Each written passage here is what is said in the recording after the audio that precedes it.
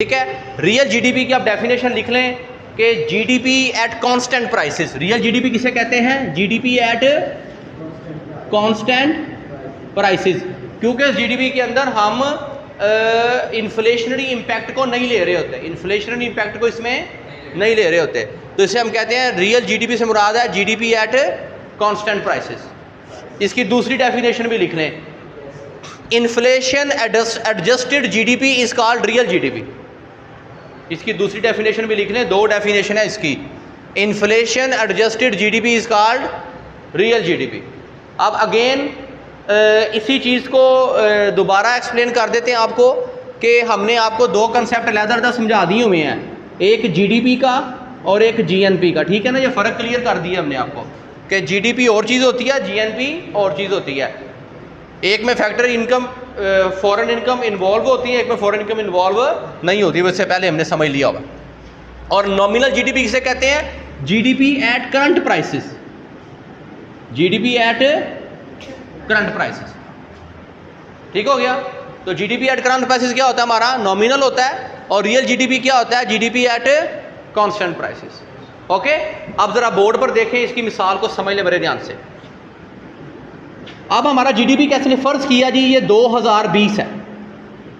2020 में हमने फर्ज किया पैदावार की, चावल की, गंदम की, या कोई भी प्रोडक्ट ले लें आप, हमने 100 टन पैदावार की और उसकी कीमत थी 100 रुपया, और जो टोटल जीडीपी हमारा निकला वो निकला 10,000। बेटा क्लियर है इतनी बात? बच्चे ये छोड़ दे, क्लियर है इतनी बात? ये आपका नॉमिनल जीडीपी है। जो करंट प्राइस है 2020 की। अब फर्ज किया 2021 आ गया, बड़े ध्यान से। 2021 में फर्ज किया हमने 100 चीजें ही बनाई, फर्ज किया, लेकिन प्राइस होगी 200 रुपया, जो मैं लेट कर रहा हूं, तो जीडीपी कितना आएगा? आप ये कहेंगे कि जनाब हमारे मुल्क का जीडीपी बढ़ गया और हमारे मुल्क में ग्रोथ हो गई है, तरक्की हो गई है। ठीक है, ग्रोथ का इंडिकेटर तो है ना ये, लेकिन आप मुझे बताएं ये तरक्की कीमत की वजह से हुई है या पैदावार की वजह से हुई है? कीमत की वजह से हुई है भाई, कीमत की वजह से हुई है।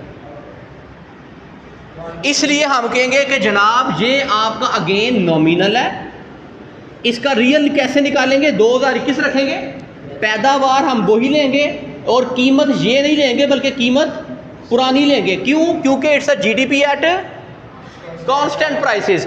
जब हम इसको निकालेंगे तो हम कहेंगे जनाब वो इन्फ्लेशनरी इंपैक्ट है, बेसिकली आपका रियल जीडीपी उतना ही है, आपने कोई ग्रो पिछले साल के मुकाबले में नहीं किया, क्योंकि आपने कीमत सेम लेंगे तो आपको पता लग जाएगा कि आपने ग्रो नहीं किया।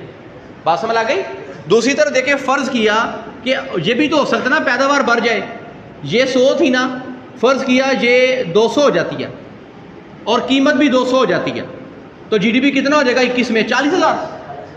हम कहेंगे भाईजान ये जो आपने 40,000 कहा ना, ठीक है 200 को ऐसे ही रखें लेकिन कीमत ये वाली रखें, तो हम आपसे कहेंगे कि जनाब 20,000 का आपका रियल जीडीपी है, और इस 40 में से 20,000 रुपये आपका कौन है? रियल है। ये 20 आपका कौन है? रियल है, और बाकी का 20 कौन है? नॉमिनल है। लॉजिक समझ गए आप?